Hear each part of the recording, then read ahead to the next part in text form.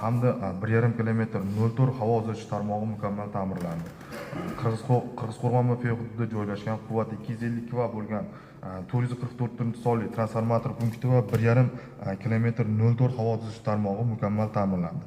Oqyer MFE hududida joylashgan quvvati 250 kV bo'lgan 251-sonli transformator punkti va 4 kilometr 04 havo uzish tarmog'i mukammal ta'mirlandi.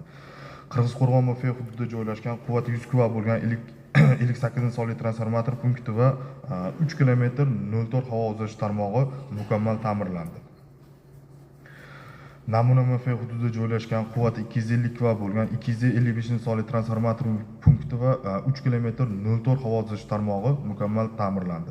Xonobod MFE hududida joylashgan quvvati 250 kV bo'lgan 158-sonli transformator punkti va 3 kilometr 04 havo uzish tarmog'i mukammal ta'mirlashga erishildi.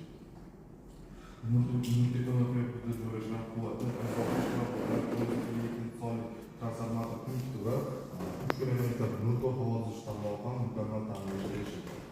Mirishkor, Qorovon, Chorbog' MFE hududida aholi o'z iste'molchilarini elektr energiyasi bilan ta'minlovchi 10 kV